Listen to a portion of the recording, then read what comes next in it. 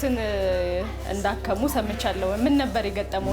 ዋንጫም ተሸልሜያለሁ። እንደገና ካባም አልብሰውኛል። ከጅብ በስተቀር እኔ ዘንድ ያልመጣ እንስሳ ሁሉ የለም። እንስሳ ማሻለው ብለውኛል። በጣም የተጎዱ እግራቸው ያለ ቆዳ የያዘው የለም ነበር።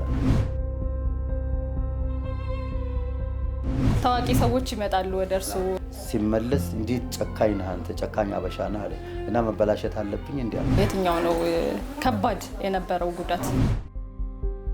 ችግር የለም ሂድ አንተ አይደል ሂድ እሺ በልሽ።